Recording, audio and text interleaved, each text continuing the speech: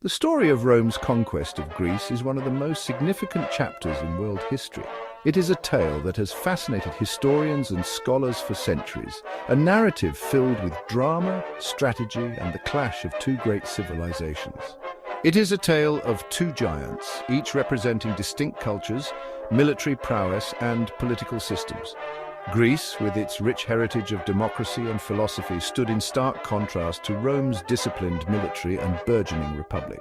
On one hand stood Greece, the cradle of democracy, philosophy and art, a civilization that had flourished for centuries. Its contributions to science, literature and politics were unparalleled, and its city-states were renowned for their intellectual and cultural achievements. On the other rose Rome, a burgeoning republic with a disciplined army and an insatiable hunger for power. Rome's military innovations and political strategies were setting the stage for its expansion, and its leaders were determined to extend their influence across the known world. The clash between these titans would reshape the political landscape of the Mediterranean and leave an indelible mark on Western civilization. The battles and strategies employed during this period would be studied and admired for generations to come. Rome's conquest was not a sudden storm, but rather a gradual tide, advancing and receding over decades. This slow and steady approach allowed Rome to consolidate its power and adapt its strategies to the changing dynamics of the region. It was a process fueled by a complex interplay of factors: Roman ambition, Greek internal conflicts, and the emergence of new power dynamics in the east. The political landscape was constantly shifting, and alliances were made and broken as each side sought to gain the upper hand. To understand this momentous shift, we must first journey back to the 3rd century BC, a time when Rome, though a growing power, was yet to cast its shadow over the Aegean. This was a period of great change and uncertainty as new powers emerged and old ones struggled to maintain their dominance.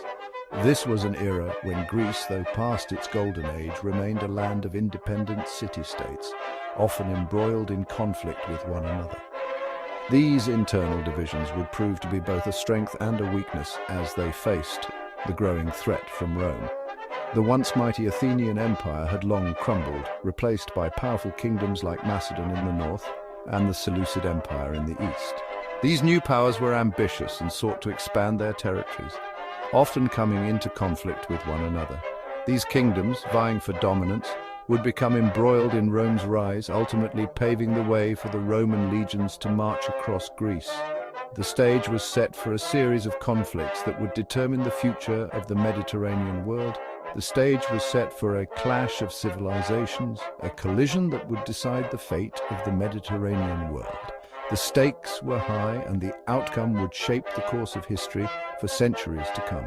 Would Greece, with its legacy of intellectual and cultural brilliance, withstand the might of the Roman war machine? The question loomed large as the two powers prepared for the inevitable confrontation. Or would Rome, driven by its ambition and military strength, succeed in conquering the land that had captivated the imaginations of its own people? The answer would be revealed through a series of battles, alliances, and political maneuvers. The answers lie in the intricate web of wars, alliances, and political maneuvering that marked this tumultuous period. It was a time of great change and upheaval, and the legacy of these events would resonate through the ages. Rome's initial foray into Greek affairs was not a calculated conquest, but a response to a direct threat that loomed over the region. The rising power of Macedon, under the ambitious King Philip V, sent ripples of concern through the Greek city-states, who feared for their autonomy and way of life.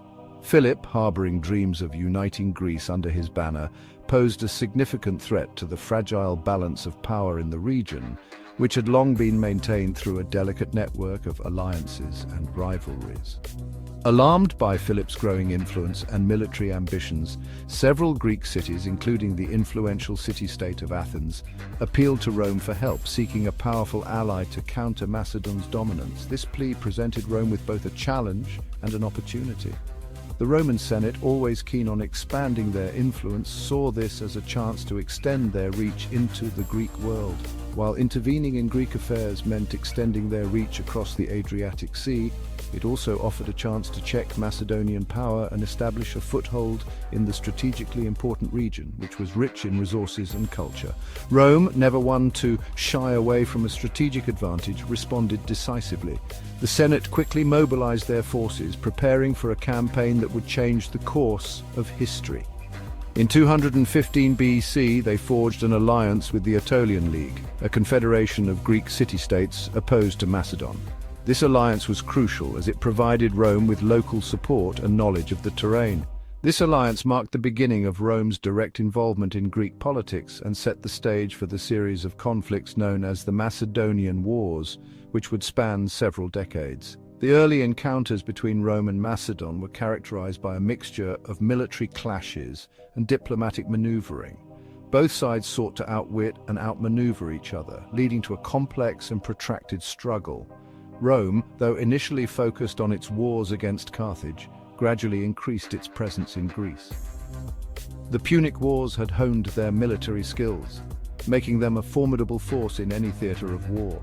Each engagement, each treaty, and each alliance brought Rome closer to the heart of the Greek world, inexorably drawing them into the complex web of Greek politics.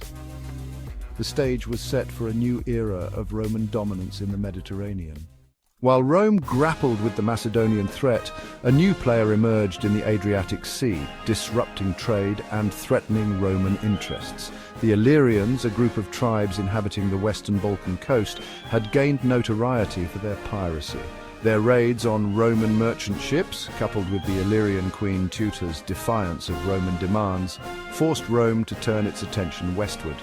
The Illyrian Wars, though a sideshow compared to the larger conflict with Macedon, had significant implications for Rome's growing influence. The Romans, outraged by Illyrian audacity and determined to secure their trade routes, launched a series of naval campaigns. These campaigns, showcasing Rome's growing maritime power, culminated in the defeat of the Illyrians and the establishment of Roman protectorates along the Illyrian coast.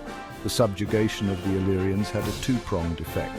Firstly, it solidified Roman control over the Adriatic, safeguarding their trade and securing their western flank.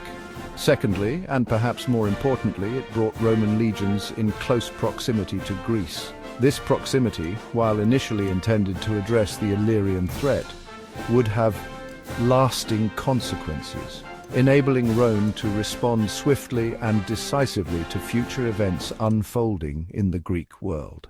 The Macedonian Wars, a series of 4 intense and strategically significant conflicts fought between Rome and Macedon, marked a pivotal turning point in the balance of power in the eastern Mediterranean. These wars were not just battles of armies, but also of ideologies and ambitions. Fueled by Macedonian ambition to expand its influence and Roman determination to prevent the emergence of a dominant power in Greece, these wars raged for over 2 decades. They left a trail of devastation, reshaping the political landscape and altering the course of history in the region. The First Macedonian War, sparked by Philip V's opportunistic alliance with Carthage during the Second Punic War, ended in a stalemate.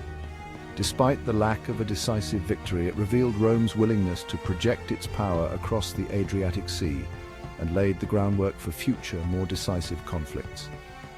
This initial conflict demonstrated Rome's strategic foresight and its readiness to engage in prolonged military campaigns far from its own borders, setting the stage for its expansionist policies. The Second Macedonian War, ignited by Philip's renewed aggression against Greek cities allied with Rome, proved to be a decisive confrontation. The stakes were higher and the battles more ferocious. The Battle of Cynoscephali, fought in 197 BC on a ridge in Thessaly, became a symbol of Roman military superiority. This battle showcased the tactical brilliance and adaptability of the Roman legions. The Macedonian phalanx, once the dread of Greece and a seemingly invincible formation, proved no match for the flexibility, discipline, and innovative tactics of the Roman legions. This battle was a turning point in military history.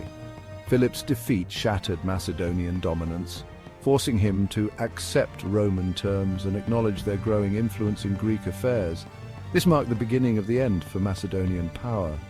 The Third and Fourth Macedonian Wars, though separated by years, sealed the fate of the Macedonian kingdom. These wars were characterized by relentless Roman campaigns and the gradual erosion of Macedonian resistance. The final battle, fought in 146 BC near Pydna, extinguished the Antigonid dynasty and led to the complete annexation of Macedon as a Roman province. This battle was the final nail in the coffin for Macedonian independence.